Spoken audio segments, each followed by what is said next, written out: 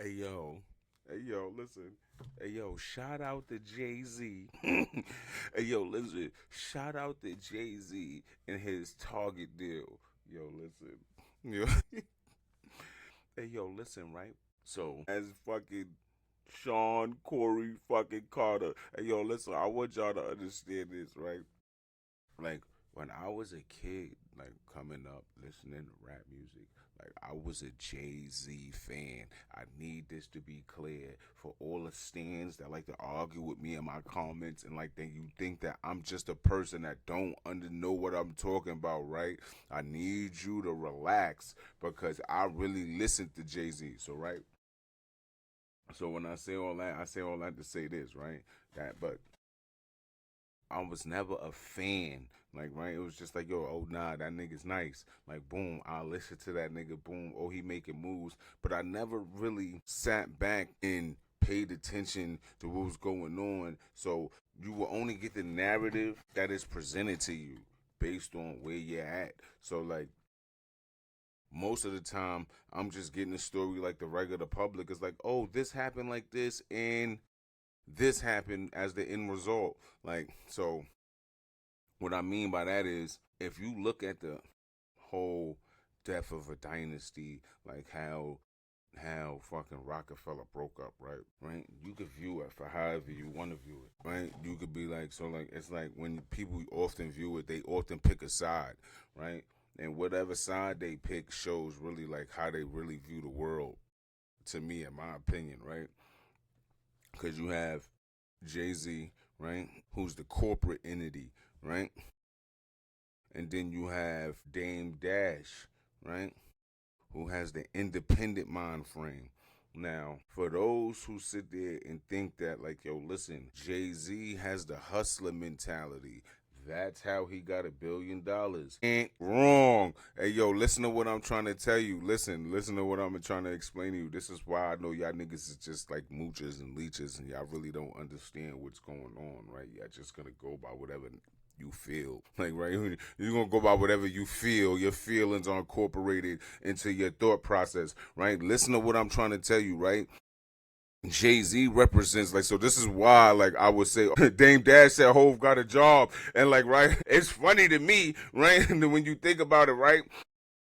And only an idiot, like, right, will sit there and be like, yeah, what do you mean he got a job? Like, yeah, that's what he's supposed to. Like, that nigga got $1 billion. Listen to what I'm trying to tell you. Now that would make me now think, like, all right, so nigga, why the fuck would Hove be working for the NFL, right?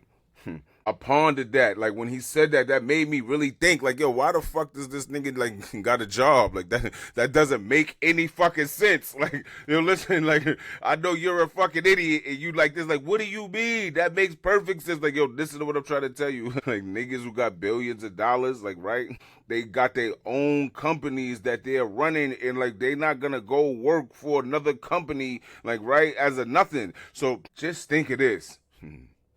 Hey yo, Rockefeller breaks up. Like, yo, listen, just so they can spend Dame, right? Like, so now you got to think of this. Jay Z is the CEO.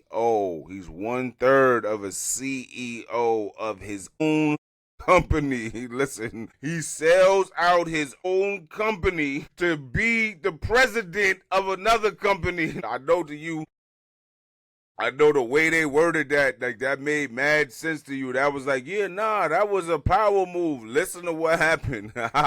Listen, he sold out Rockefeller, like, right? For whatever reason, he had to sell Rockefeller out, right? Like, listen, he sold Rockefeller out, right? After he sells out Rockefeller, like he took a fucking job. Like that nigga had a job. He went from being the CEO and the fucking face of a company to like, nah, you the fucking president. Like, but like, right? Why? Like, why the fuck is he the fuck? Why would you do that? Hey, yo, right? So the story that floats around is this: you had a group of black entrepreneurs in the music business, right? They was going together to pool their money and resources to create their own distribution line or distribution company, right? And I don't know how true this is, right? This is just a rumor. I know you all seen a video floating around. Now, under the rumor, right? Diddy and fucking Hove and Jay-Z and Sean Carter told on these guys, like, and like it went hot, like it got rated, so on and so forth. Now, if we take this like story to be the truth, I'm not saying it is, right? But I always pondered this. So the music industry only produced one Barry Gordy. Yo, listen to what I'm trying to tell you. Like, how does that work? Hey, yo, listen, like, listen to what I'm trying to tell you. Like, I was like I become baffled as I sit back and I think about certain shit. So it's like, yo, hold on, let me get this right. Hey, yo, let me get this right. Like, all these rappers with all these fucking Maybachs, all these Bentleys, all these mansions, and all these $500,000 chains, like, right? All these $1,000 drips, 10,000 on the outfits, right? And like fucking nobody has any fucking smarts to say like, yo, you know what? I know how this function. Let me go and make this function for myself on a way that is gonna be profitable for me and my people. Like nobody. Yo, listen. So why? The reason why I would bring up Barry Gordy for you dudes just like kind of lost in the sauce. I know you like, so I thought you was talking about Jay-Z. Listen to how this works. Like, listen, I need you to pay close attention, right? When the music industry was going on and Barry Gordy had Motown and he was doing his thing and like fucking like they was dominating the charts and so on and so forth, you gotta understand this becomes the beginning of the infrastructure of the music industry that's going on now. It's a lot of gatekeeping and only certain people can really make certain moves because they didn't want him with that. He had too much power and he had access to all the talent because all the talent allegedly is the black artists, like, right? So most of them, right? So like he's putting out hit after hit after hit after hit. They going on tours, they making movies, and it's like, yo, he's not splitting the pie with nobody. That's all him. And it was like, my opinion is, right? And y'all will have to go see the documentary that I viewed on this, right? My opinion is Barry Gordy didn't empower his people. Like, right? So it was like he had Motown. It should have been another Motown with somebody else. See, people that, yo, only I can eat mentality is a horrible mentality that black people have. Like, right? That only one life, one love, one king mentality, right? Some people call it crabs in a barrel, whatever the case may be. He was supposed to empower his people. So, because what happened was the Yankees formed like Voltron. Like, oh, what you doing? All right, you know what? All right, so what you got? 100 million? All right, 10 of us got 100 million. So now, fucking, we gonna fucking get you out of here. And then, like, they fucking formed like Voltron on him, and he couldn't compete financially. Because he couldn't, and then they made it their fucking duty to it would never happen again. And this is why I get to my point now, right? When you understand Dame Dash's character, right, within Rockefeller, like, right, you will understand that he understands like you don't even have any true value. Like, yo, listen, so right, to understand this, right, this is how this looks, like, right. This is fucking insane. Yo, this is how this looks. The music business stripped down from all the bullshit, the publishing and all of that shit. We're going to take all that shit and throw that shit in the trash can, like, right? Listen to what I'm trying to tell you. All that shit was made up to keep you disillusioned, right? You have an artist. Said artist makes music in the studio, right? When said artist makes music in the studio, his job now is to get the music to the people that's gonna buy it, like, right? Not at no point was it like, so, right? So the reason why distribution is so important is because it's like, yo, listen, we could, if you just one artist and you live on fucking State Street, right? You ain't got no car, right? You have access to about 50 people. Let's just say you got 10 people in that area that's gonna buy your music. So now so if you got 100 fucking CDs pressed up, you only sold 10. You got 90 to get rid of. So now you have to leave State Street and go up the block and sell 10, and go up the other block and sell 10. As much as your feet can take you, you can sell 10. So now let's just say you got a car. So now you can move that And now you get around your whole city. When you get rid of that 1,000, you went from taking a month to sell that 1,000 to 1 week, boom, you got rid of 1,000 because you got a vehicle. Now, what the distribution is a vehicle. It's like, yo, listen, you don't even got to leave your city. We're going to get this music all over the place to everywhere it needs to be for a nice fee. In comes the music industry. And it's like, oh, we're going to control the distribution networks. We're going to control the stores. We're going to control all of that. So we don't give a fuck what music you make, asshole. Yo, listen, right? Hey, asshole, we don't give a fuck about what you make in your fucking garage and how much you can fucking sell. You're going to have to do a lot to sell as much as we can because we can control mass quantities of music being pressed up and mass quantity of music being sold out at a large amount. And we can market and so on and so forth. And comes the business of the music, right? So when you a nigga like Dame Dash, it's like, I see what's going on, and I got the bread. Yo, so he gets to talking spicy to them, like, yo, listen, you got to see how he was talking to Kevin Loud. It's like, yo, Kevin Loud, I don't know why you even here. You don't have no fucking purpose here. I'm fucking getting annoyed with y'all, and I'm about to eliminate this whole look, because it's like, hey, yo, listen. So what they did, this is what I'm trying to tell you. So when you go and you praise, like, yo, listen, when black people have been manipulated by Jay-Z, and it's okay, it's cool. It's like that's well within his character as a drug dealer to manipulate people. So it's like you have to understand that it's like, oh, what he's doing is he's putting on the front. Like he's moving real Machiavellian. Like you feel what I'm saying? You got to see that for what it is. So like, right, the best way to explain it is Torre got a story that he's explaining, right? When he was there and he was talking to Aaliyah. And as he's talking to Aaliyah, right, Jay-Z, Dame, and all of them is down there having a conversation. So this is the best way to explain that dynamic, right? Jay-Z is playing Torre by telling a story about a nigga doing some bozo shit and he had on sandals. The only reason he's telling the story is to hype Dame up because Dame is going to go and be like, yo, you got on sandals, my nigga. Like, what the fuck? He understands. Yo, listen, right?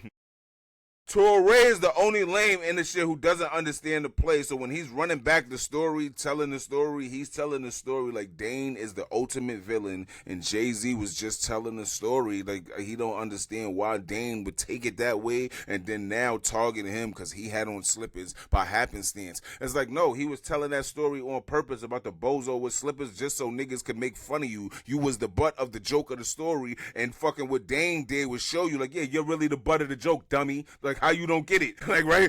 He goes and tells this story on the internet now in present time and like made an angel and the devil out of it. And it was like, no, all three of them was joking and laughing at you, you idiot. Like, do you not get that? Like, so when I understood that, I said, oh, that's the perception that people have, but boy, like he knows how to just like to play that pocket right there. Like, I'm not gonna say it blatantly. I got Dane here. Dane is gonna say it blatantly. Dame is going to fucking say what I'm trying to get to say, but I don't have to because Dame Dash is gonna fucking say it out loud. So like, so the best way to orchestrate that, it's not like right, Dame Dash felt some type of way about the business that was going on and he went in there and was yelling at everybody and everybody was saying he's an asshole, right? No, Dame Dash was having conversations with Biggs and fucking Hove, right? And they were saying like, yeah, we don't like that. Like, who's gonna go in there and do that? And he was like, yo, so now listen, right? In the play of power, right? Any people with real power, like so the people that you don't see, that you never seen in the music industry, sits back and watches that dynamic right there and understands that Jay-Z is the manipulator. It's like, oh, it's all three of them. But being that he's stupid enough to fucking put himself out there in the front, now we're gonna take him, the guy who's smart enough to hide in that fucking to hide his hand, right? We're gonna take him now and take his greed and his ambition and now use it against him. Now you say, Gramps, why would you come up with this conclusion? I'm fucking so glad you asked. Yo, listen. Exhibit fucking A, right?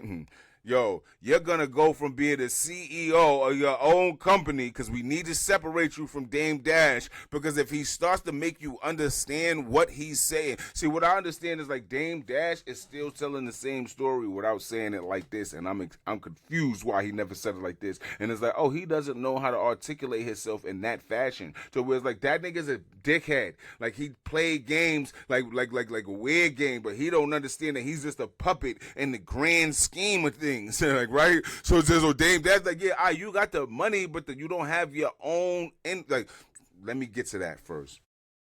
Right? So now, when you sit there and you say, what do you mean? It's like, yo, what do you mean what I mean? That nigga went from being 1/3 of a CEO of his own fucking company to being the president of somebody else's company. He went from fucking keeping on building his own legacy with his niggas to like, yo, I'm going to now build my own legacy and then attach it to somebody else's legacy for a check. Somebody explain that to me, why that made sense. Being that y'all fucking love Jay-Z so much, I need you to jump in the comments, right? And let me know why that fucking makes sense right there. But before we go any further, hold on. Right? Because one of the many things that perplex me is like, what the fuck? Oh, like, why is he like running around with the NFL with another job? Here he goes, another nigga with billions of dollars running his own company, Rock Nation and all of that. And he had the sports thing going on and so on and so forth and all other weird shit he was doing, right? And them shit's like, right? And then he goes on and says, I'm going to fucking work for the NFL.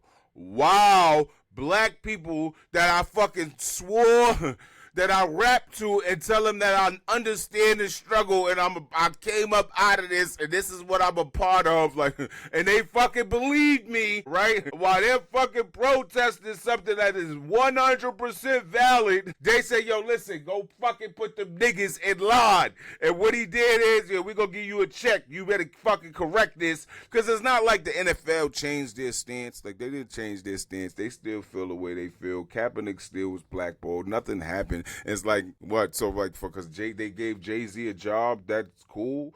Whatever.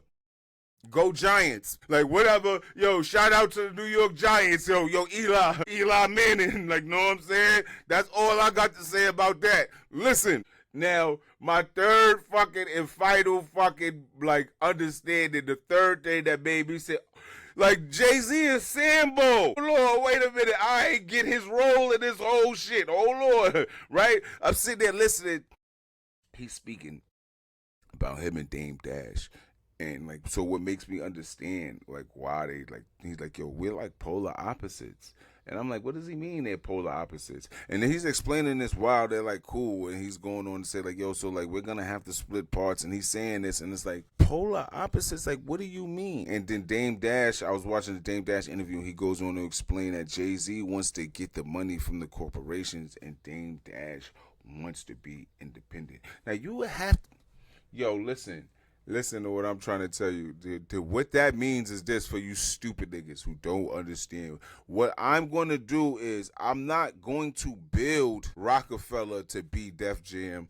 I'm going to fucking quit Rockefeller while it's going up, because the people that see that I could build this to a Def Jam and then possibly a Universal and then possibly like one of the big conglomerate companies, while they see the influence of what I'm about to do and they're scaling up, they're like this, we're going to stop it. How we're going to stop it? We're going to play on this lame and his greed and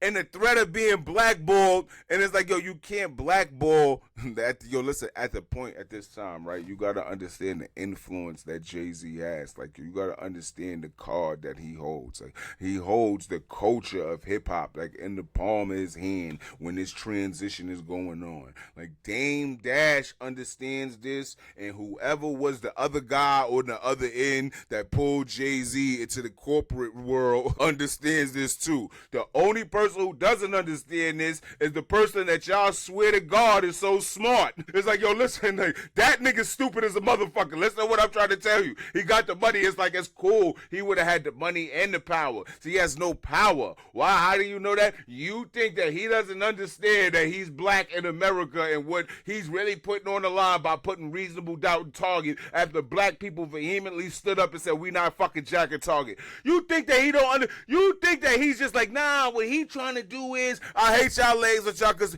he trying to bridge the gap. No bridge or no gap. You don't pick the side of the corporation that niggas ain't fucking with without talking to niggas. Like, how do you do that? Yo, listen. Niggas is beefing with corporate with this one store. Like that. Listen, them niggas promised to pledge 2 million. Them niggas backed out of that. Them niggas said they was gonna hire niggas. They never hired no niggas. And then they used some fake ploy that Donald Trump did with the DEI shit and said, "Oh, we using that." Yo, we using that to not honor our fucking pledge. So now niggas like, oh, all right, you playing with niggas? We ain't going in your store no more. Fuck Target, right? And in comes fucking Jay-Z and says, yo, if you want reasonable doubt, you gotta go to Target. It's not even, nobody gives a fuck. Listen, 17 people is gonna go in there and buy Reasonable Doubt. Reasonable Doubt didn't sell a lot of records when it first came out. It didn't sell a lot of records when the second came out. And we on the third time that he's dropping this same dumbass album. Listen to what I'm trying to tell you. Listen. Fuck Target. Fuck Jay-Z. In the words of Ether. In the words of the fucking Ether song. Fuck Jay-Z. You know what I'm saying? Fuck Target. And fuck Reasonable Doubt too. Like, I'm confused. Yo, listen, that's not even a hard one. I'm confused that people that sitting there trying to act like, right, they gonna defend this lame for blatantly spitting in black people's face. That nigga said, I'm not black, I'm OJ. Like, as if to say, like, OJ was a seller. No, you really OJ. That was a double entendre. Yo, listen to what I'm trying to tell you. Listen, he was, like, telling niggas, like, right in niggas' face, like, I'm OJ. Yeah, we know Jay. You OJ. Fucking lame, I swear.